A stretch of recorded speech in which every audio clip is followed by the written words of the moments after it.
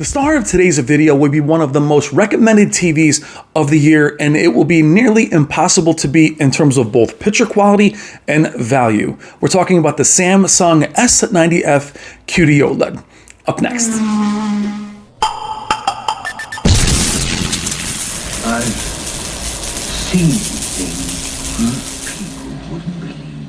Hey, what's up guys? I'm Brian. This is Tech Therapy. Thank you so much for joining me as we check out the Samsung S90F QD-OLED. Now, in my opinion, the S90 series QD-OLEDs are very hard to beat, both in terms of image quality and value. But there are a few things this year that really set it apart from the S95F and the Sony Bravia Mark II QD-OLEDs that's going to make the S90F the only game in town. Without further ado, let's check out the Samsung S90F QD-OLED at 65 inches. Thank you so much for watching.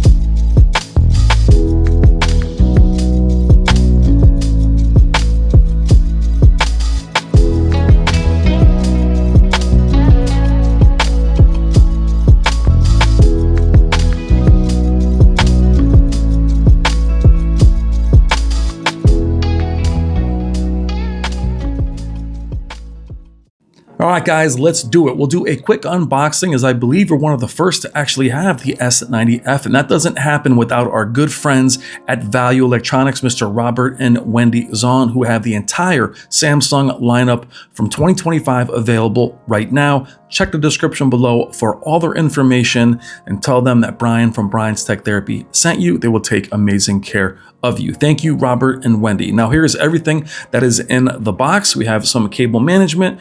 You have a detachable power cable, the rechargeable solar remote. Then you have probably the easiest stand I have ever assembled. It is mostly plastic. You do have some plastic covering on the base, and these two plastic legs key in, and then it all goes together to form a center stand. The S90F is very well packaged. It is safe. There is a balloon type bubble wrap that goes on the screen.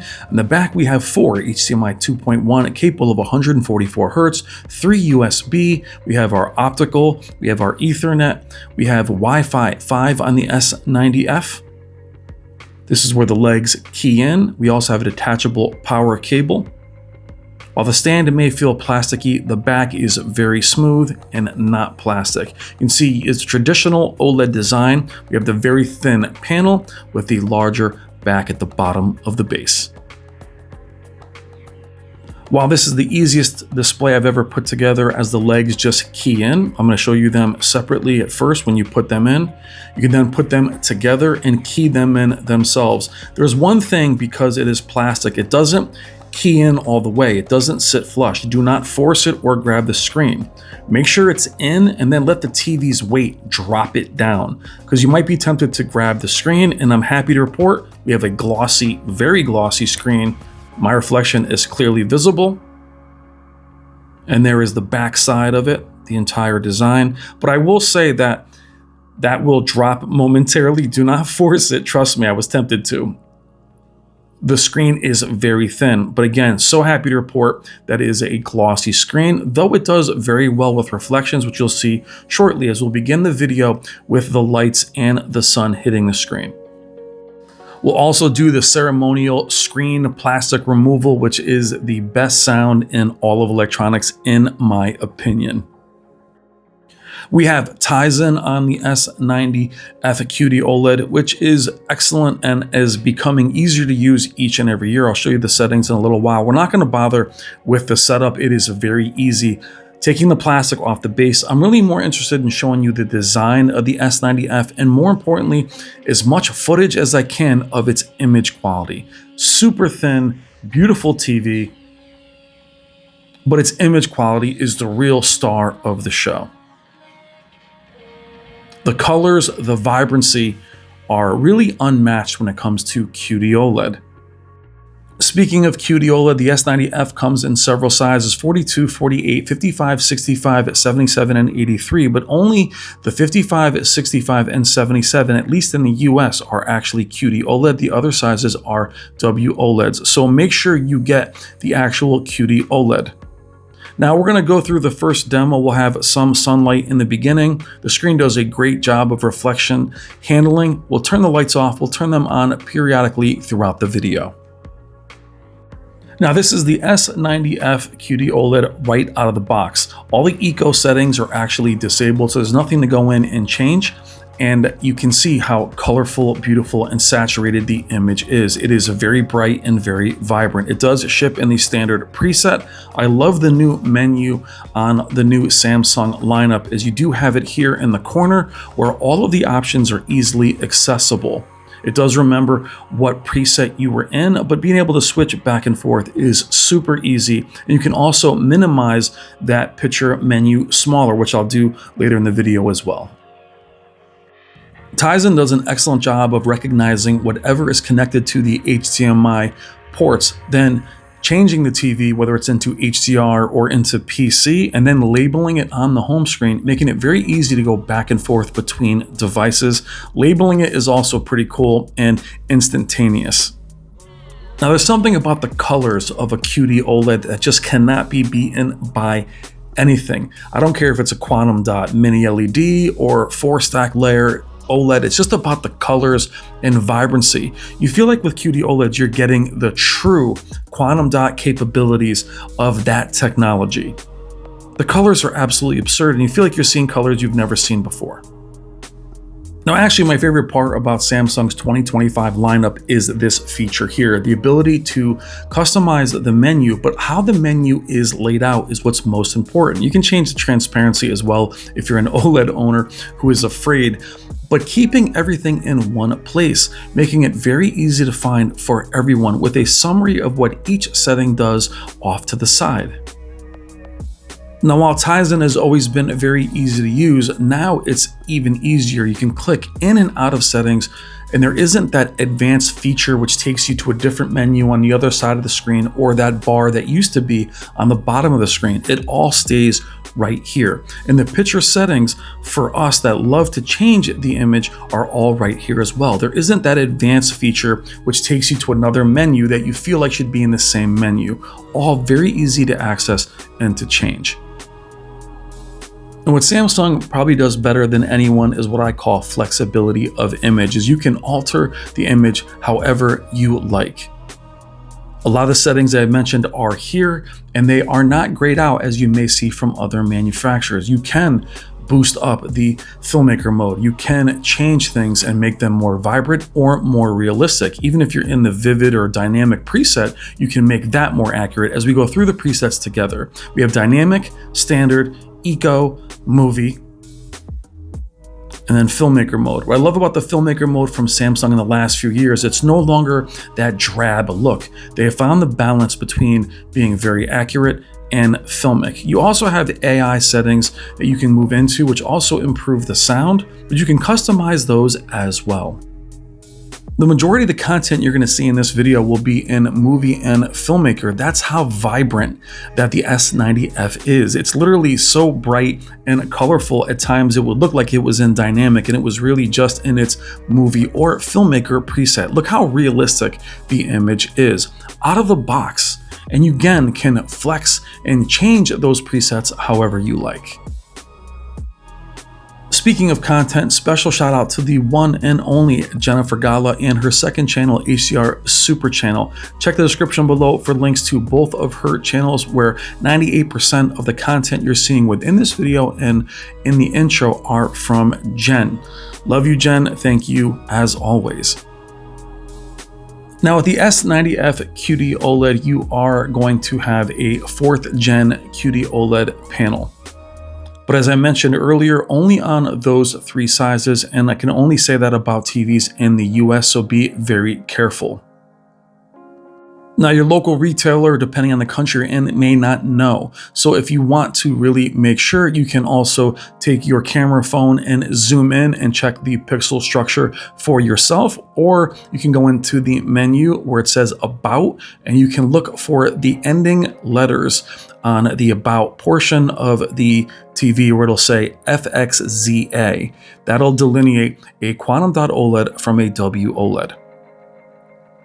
Now, I mentioned earlier in the intro that the S90F was really the only game in town if you're looking for an affordable quantum dot OLED that is glossy. Now, that may change with everything that's happening in our country, at least in the US, in regards to tariffs as far as being affordable. But undoubtedly, the S90 year after year has been the most value-based OLED on the market, especially with picture quality taken into account. And what I mean is it's typically the same price or at times slightly cheaper depending on the time of the year of other manufacturers' WOLEDs that can't hope to match the QD-OLED's capabilities. I also love in the last number of years you've seen the S90 series, and I believe the S90F will follow in stores like Costco, where you can really see the prices rise and fall throughout the year and compare it to the competition, as it's not a flagship TV, but it does have that flagship quality. You can see in these shots we can go from super vibrant without crushing the detail, all the stars and specks are visible, over to something that is hyper realistic looking, back to something that is very vibrant. Do all that in the movie preset.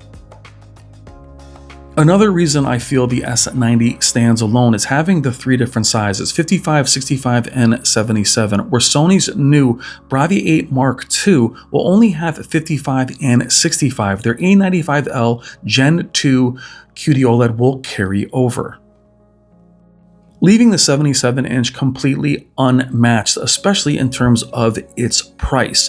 The Bravia 8 Mark II will be very expensive. It is a flagship. It'll be priced more in line with the S95F QD OLED.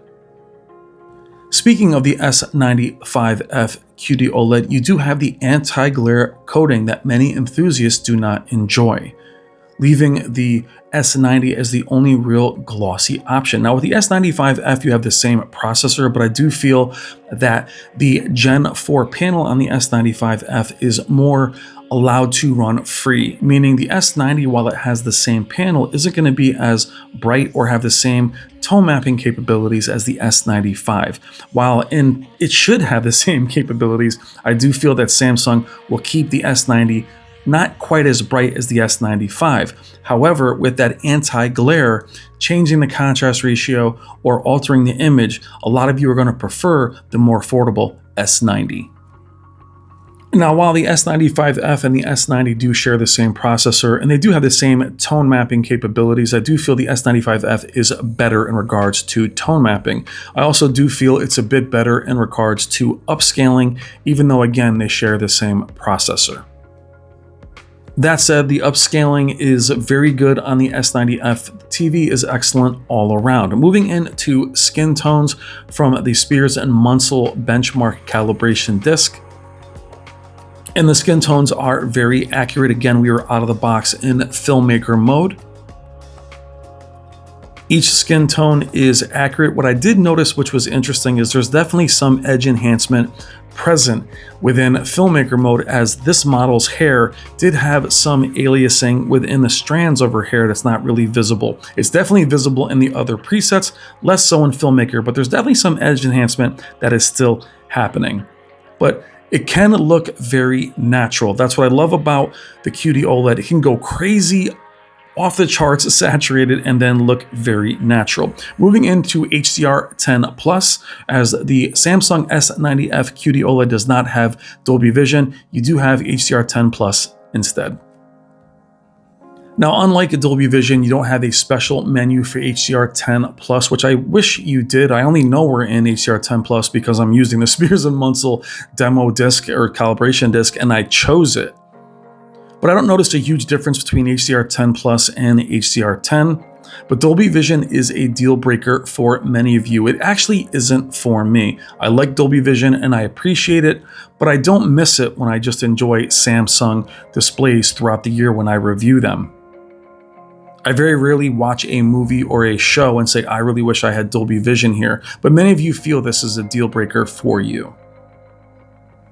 That said, going through this disc, I do feel like whenever I'm using a QD OLED among any other panel technology, even quantum dot mini LEDs, I'm seeing colors again I've never seen before. And again, we're here in Filmmaker. We're not moving into a dynamic preset to make things pop for the camera. And also with the center stand, I love that it looks like it's hovering above the ground and just sitting there in mid-air. Moving on to gaming. Now, we're gonna go with a PC here, and I'll do a separate game video in a few days. If you look in the upper right-hand corner, you'll see 144 Hertz. The S90F QD-OLED has 4 HDMI 2.1 capable of 144 Hertz. The S95F has 165 Hertz capabilities. However, I do feel 144 Hertz is probably enough. That's why I'm using Doom 2016 as a benchmark, as it's nearly impossible to find a game you can run maxed at 4K, maxed out without DLSS. The S90F also recognized I was using a PC and changed it accordingly to PC. You can also change it back to console if you like. Now here we are in auto game mode. You can change the presets. I'll show you that a little bit in the game bar. But I love the flexibility of image from Samsung here. Changing the way a game looks is super important, where when it comes to a lot of other manufacturers, the game mode will look good, but it won't look as good as the other presets, just to keep latency and lag low. With Samsung, you can make it as vibrant or as realistic as you like, and I'll show you that in a moment. Now, as I mentioned before, I am going to do a separate game video, and in that game video, I'll cover the PS5 Pro and PC. You can tell the image is absolutely gorgeous and super responsive. Samsung was one of the first to actually add a game bar years ago. Now, I won't go through all of the different parts of the game bar. I'll do that in the separate game video. But again, look at all the different presets that you can customize. You also have HDR10 Plus gaming, and they do have their own form of HGIG, which looks super natural. But even in that original preset you just saw, you can still go in and make it more vibrant. I'll cover that in the separate gaming video as well. Easily one of the best gaming TVs in the world. You mix that with the QD OLED panel and the instant pixel response of an OLED, and it is nearly unbeatable. Samsung also has Game Motion Plus that no one else has, instead of a black frame insertion that may flicker. I'm not using it here on PC, but it's something that only Samsung uses. It doesn't make the image flicker or dim it at all, which is amazing. Something that I don't use much, but many of you love, and something only Samsung really has. Now, I'm running some older games here just so I can run them at 144 Hertz, but it's great being able to go back to a lot of these titles and seeing how beautiful and vibrant they are. I should have that gaming video done in the next few days, but even without that video, I can easily recommend the S90F for gaming. It's actually incredible, and to have 4 HDMI 2.1 at 144 Hz is really all you need. Now, I may chase the 165 myself, but very few games are going to reach that. Now, while the games play in the background, are there any real minuses for the S90F, especially compared to the competition? Again, the S95 for me has better tone mapping and slightly better upscaling, though the S90F is more than adequate all around for any type of content that you may watch. And for me, the glossy screen is a real plus, and it does handle light very well. The build quality is also excellent. The stand is a little bit plasticky, but the back of the panel is solid. It is very thin, looks beautiful in the home. The sound quality is fine. It's not gonna blow anyone away, but it's more than adequate. And Tizen is very intuitive, very quick, very snappy, super easy for anyone to use. Now, in closing, the S90F is super easy to recommend as it literally beats anything that's at its level in terms of image quality, and anything that's better than it is going to be much more expensive as it's really competing with flagships from other manufacturers. But it does have flagship image quality, which is really what's most important. Now, my biggest gripes are probably going to be lack of Dolby Vision. That's going to be a deal breaker for many of you. But my biggest complaint, and this is to Samsung directly, is having different sizes available at the same part number that aren't QD-OLED. That drives me crazy as YouTube, the platform that I'm on, is global. And many of you are confused or worried you're not going to get a QD-OLED panel. Please change the part numbers. The 42 and 48 should be named something else, as well as the 83-inch. And the 55, 65, and 77, I can only guarantee are QD-OLEDs in the US. That is something that has to stop. Other than that, I have nothing to complain about. The S90F is gorgeous. Now, how much better is it than last year's S90D? It's hard to tell without them side by side. If you can see the S90D out there and find it, if it's cheap, grab it. But the S90F is amazing. It is a Gen 4 panel. And again, thanks to Value Electronics, I will have it for some time, and you'll see it fight everything that 2025 has to offer. And I do believe the S90F will more than either win or hold its own. I'm Brian. This is Tech Therapy. Please consider liking and subscribing. Thank you so much for watching. Love you guys. Take care.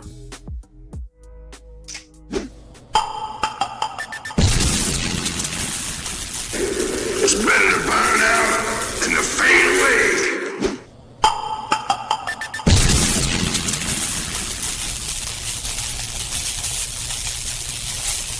There can be only one.